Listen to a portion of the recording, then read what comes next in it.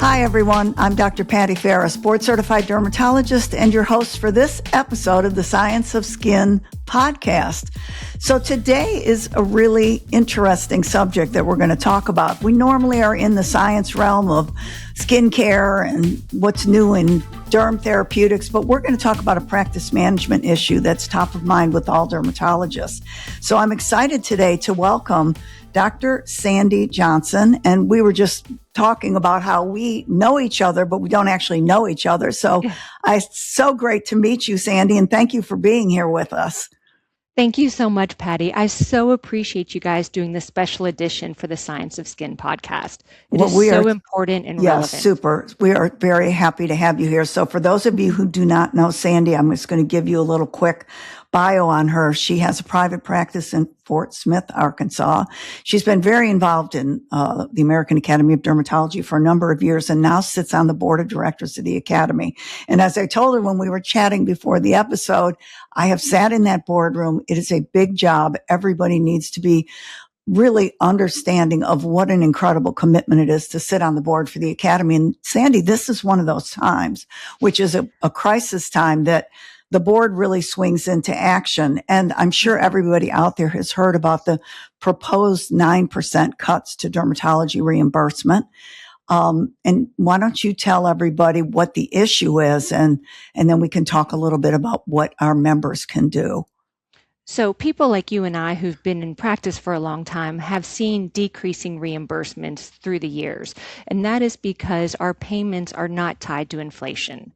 It's based on kind of what we do times our direct expenses, which is like the things we use, and then our indirect expenses, like our rent, our other things that go into it, and then a conversion factor. So that conversion factor has gone down through the years, and that's why we go to Washington every year to work on that. Well, we were surprised this year. In July, CMS has dropped 3 potential even more devastating things to our practices. And we did talk about there could be a potential 9% cut this year, but it could be up to 25% cut the following year, which is even more scary. I know. How are we going to practice? You can't. So CMS, in this proposal, there's really 3 things that are affecting us. One is the 25 modifier. And so as we all know, the 25 modifier is applied when we do an E&M or a thinking service combined with a CPT or a doing service. And what CMS is proposing is that the lower one is going to be decreased by half. So unfortunately, some of our commercial payers are doing this already. But if CMS does this, it's going to be devastating. So if you treat somebody for, so I'm in rural Arkansas. Somebody comes in to treat both acne and warts, drove 2 hours, took off work. I'm going to have to decide, do I treat their acne or warts, or do I not make enough money to pay for it and just and supplement that treatment? It's really bad. Yeah, so it's really scary. And that affects all practices of medicine, not just dermatology. And so that's number 1 is the 25 modifier. Okay. Number 2 is indirect expenses. So dermatology, this number is not fact checked, but we think that dermatologists have the highest indirect expenses because we have so many other things that we put into our practice. We're not doing telemedicine mostly. We have so many disposables. We have a lot of staff. Some people say it's 10 assistants to every 1 dermatology practitioner. Is average. And so, the costs of running a dermatology practice, the indirect expenses are so high. So CMS does not see that. And so if they change the indirect expenses, it's going to be more than a 10% cut. We're not sure that number right now, but the board we meet on a regular basis virtually. We are taking this very seriously. So the indirect expenses might be a bigger hit than the 25 modifier for some dermatology practices. Wow. And then the third issue is CMS wants to take the the AMA out of representing in the RUC. And so right now, the House of Medicine has a place where we can influence the reimbursements, the relative value units, and how medical practitioners get paid. Well, if the AMA is taken out of that, we're not going to have a voice. We're not going to have a voice. And so they can just pick these numbers out of the air and decide, well, this is what it is.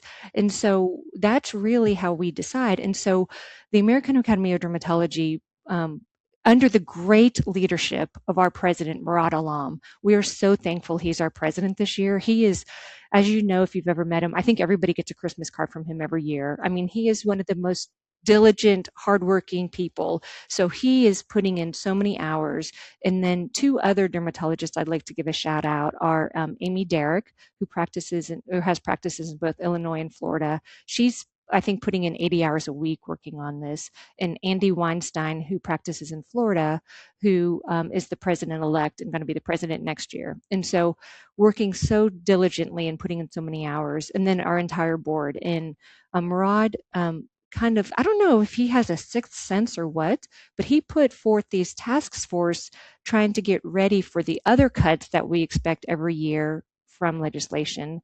But it just so happened that we were ready. We were prepared when this hit from CMS, that we already had these task force ready. And so the AADA has been working fearlessly and tirelessly to try to combat this as much as we can.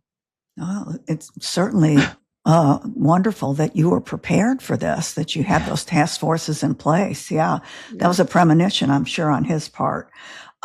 So talk about what can the members do. Well, maybe we should talk about what are the resources I'm sure the AAD has got plenty of resources for the members to look at and to access. And then what would we want members to do? What would be the call to action? Thank you so much, Patty. So, on,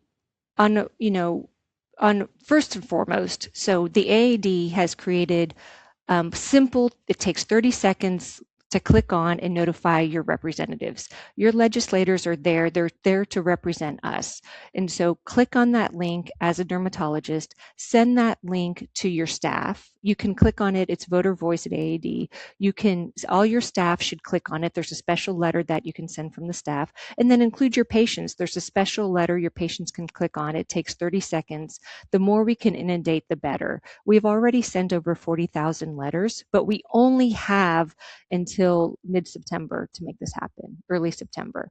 And we want to have a united voice from dermatologists. And so if we all send the same message, it's going to be a much better message. Then, and then the second thing I ask is please donate to SkinPack. We need that money. We are hiring, the AADA is hiring lobbyists to help us. We are attacking this through both the executive as well as CMS, as well as our legislators, and using every ploy, every tactic we can. And so please donate to SkinPack. The max you can give is $5,000. My husband, who's a Mohs surgeon, and I have donated $5,000 each every year. We consider it the best return on investment. We all buy insurances. I mean, we spend so much money in insurance owning our own practice, but every year we spend that $10,000 each, knowing that it's the best return on investment. It's going to protect our specialty. So please, if you've never given before, please give now to SkinPack. The AADA needs your money to help us. We are not Republican. We are not Democrat. We are, as Andy Weinstein says, we're Dermocrats. And so we support whoever supports dermatology. So please give to SkinPack. And then this year's legislative conference is going to be so important. I think we're already sold out, but it's mid-September. And together we're going to go to DC like we do every year. It's my favorite derm conference. We all get together. We advocate for our patients. We say patients first. It's my favorite. I have the honor of not only serving on the board of directors, but being the grassroots advocacy task force chairperson. So I get to lead the meeting again this year. And it's going to be such a big, important meeting. And I'm so excited for this meeting. If you've never attended, please consider attending in the future. Yeah, it is quite an experience. Yes. And then one other thing is when you ask something of your legislators, they get asked stuff all the time. And so please consider doing something to support them. Invite them into your practice, consider contributing to their campaign. But I mean, it's not tit for tat, but they need to know who you are. They need to know the impact that you make as a dermatologist and the devastating impact these cuts will make on us. Please, ask for their help, but give them something to let them know why it's important.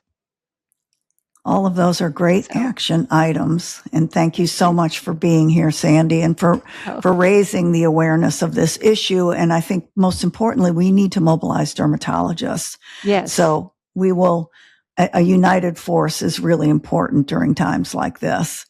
Yes. We can't let this crisis go unnoticed and unrecognized. Thank you so much to you. Thank you so much to my good friend Ted for allowing me to be on and sharing this message. And thank you to everybody out there joining forces together. Together we can always achieve more than individually. And let's save our specialty. Absolutely. And thank everybody for listening. Just a reminder, the Science of Skin Summit is right around the corner. We're about 3.5 weeks away from Austin, Texas. Sandy, you have a special invitation. Of course, you'll be probably in Washington. We conflict a lot with unfortunately, that September timeframe, but you got to do. Our clinic, we brought to the very first Skin of Science, our whole team came to New York and we had a great time. And I'm already, I think I might have been one of your first people to register for the Longevity Summit. Oh, we're so super excited for it. I know. Yes, we are too. Yes. We are to bring your husband, by the way. We are. We're so excited about it. Fantastic. And I know most of you out there know in February of 2027, Dr. Lane and I are starting a Science of Skin Longevity Summit.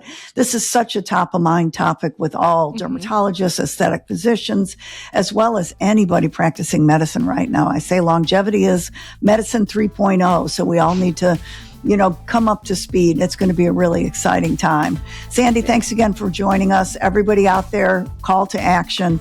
All dermatologists on board. Skin pack donations, super important, as well as contacting your legislature. Thanks, and everybody have a great day. Thank you.